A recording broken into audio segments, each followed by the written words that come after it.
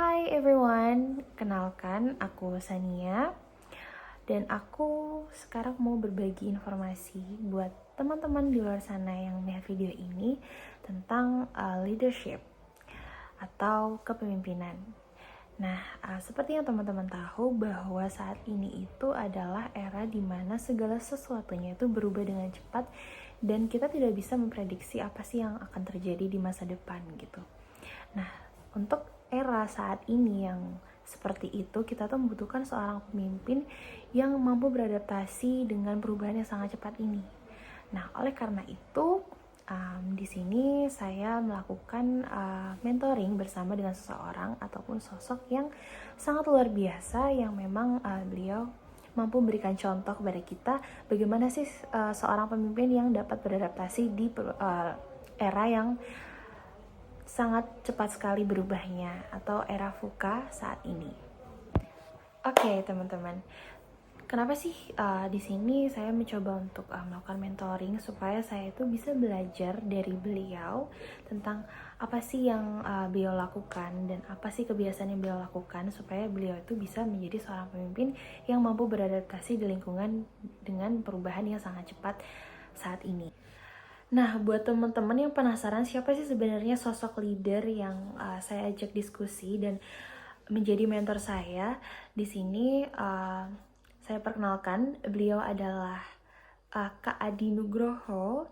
Beliau merupakan seorang kepala unit kehumasan di Kantor Perwakilan Bank Indonesia Kalimantan Selatan. Nah, jadi beliau ini masih tergolong muda, yaitu di usia 35 tahun, yang saat ini sedang menjabat di Kantor Perwakilan Bank Indonesia Kalimantan Selatan.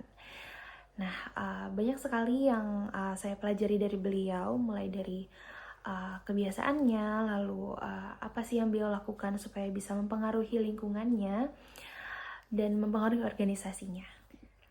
Oke teman-teman, tanpa berlama-lama lagi langsung aja aku bakal kasih tahu ke teman-teman semua apa aja sih yang aku pelajarin dari Kak Adi ini. Oke, jadi ada 5 poin pelajaran yang aku dapetin dari Kak Adi sebagai seorang leader. Yang pertama, kita harus menjadi seseorang yang jujur. Untuk menjadi seorang leader, kita perlu untuk menanamkan rasa ataupun sikap jujur di dalam diri kita. Nah, sebagai manusia, kita selalu diajarkan untuk jujur, begitupun dalam pekerjaan kita.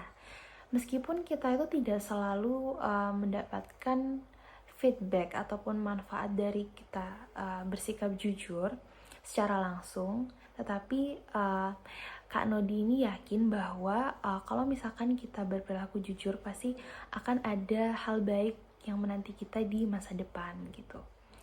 Akan ada hal baik yang kita peroleh dalam waktu dekat maupun cepat. Nah, menurut Kak Nodi sendiri, jujur itu tuh banyak jenisnya. Nah, salah satunya jujur itu adalah jujur pada diri sendiri, dimana kita memiliki sikap self-awareness yang tinggi terhadap diri kita, tentang apa yang kita inginkan, tentang apa passion kita, tentang bagaimana kita ingin diperlakukan oleh orang lain, dan bagaimana kita menyikapi diri kita pada saat kita merasa bahwa kita itu kurang dalam suatu hal gitu. Nah, itu termasuk jujur pada diri sendiri. Nah, tapi teman-teman, jujur pada diri sendiri aja tuh gak cukup. Kita tentu saja perlu jujur kepada orang lain. Apalagi kita sebagai seorang leader, itu dipercaya oleh banyak orang. Nah, untuk memperoleh kepercayaan itu kita salah satunya perlu untuk bersikap jujur. Nah, kalau misalkan di dalam pekerjaan, sebagai seorang leader, kita perlu untuk bersikap jujur pada bawahan, kemudian atasan, rekan kerja, kolega, dan juga pihak-pihak eksternal. Yang kedua itu adalah kata-kata memanusiakan manusia. Nah, sebenarnya kalau kita breakdown lagi, kata-kata memanusiakan manusia ini adalah kita perlu untuk bersikap empati. Kita perlu untuk memiliki rasa empati, baik itu kepada bawahan, atasan, maupun organisasi. Nah, dengan rasa empati ini, kita tuh bisa menciptakan suasana atau lingkungan kerja yang lebih nyaman, dimana kita bisa memfasilitasi karyawan ataupun bawahan dengan nyaman, sehingga mereka bisa lebih terbuka kepada diri kita, mereka bisa lebih leluasa dalam melakukan pekerjaannya, dan lebih termotivasi untuk melakukan yang terbaik bagi organisasi maupun bagi tim maupun unit yang kita pimpin. Nah, seperti yang dikatakan dalam Golden Rule bahwa jika kita ingin diperlakukan dengan baik oleh orang lain, maka kita perlu untuk berlaku baik kepada orang lain, atau perlakukanlah orang lain sebagaimana kita ingin diperlakukan. Nah, yang ketiga adalah menjadi profesional, atau kita bersikap profesional sebagai seorang leader. Maksud dari bersikap profesional ini adalah kita dapat memisahkan urusan pribadi kita dengan urusan pekerjaan. Nah, sebagai contohnya adalah kita tidak akan membawa urusan ataupun masalah pribadi kita ke lingkungan pekerjaan, sehingga masalah-masalah yang terjadi di kantor itu hanyalah masalah-masalah yang seputar pekerjaan, bukan masalah pribadi yang memang sulit untuk diselesaikan.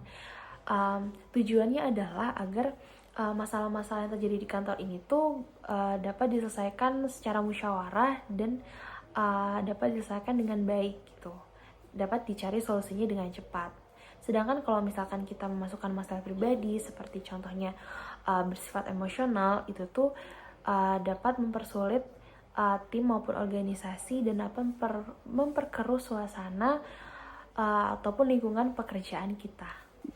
Oke, yang keempat itu adalah komunikasi. Nah, skill komunikasi itu sangat penting dimiliki oleh seorang pemimpin untuk bisa menyesuaikan dengan lingkungan yang terjadi ataupun situasi yang terjadi. Jadi segala sesuatu, baik permasalahan itu dapat diselesaikan dengan komunikasi yang baik itu dengan atasan, dengan rekan kerja, maupun dengan bawahan.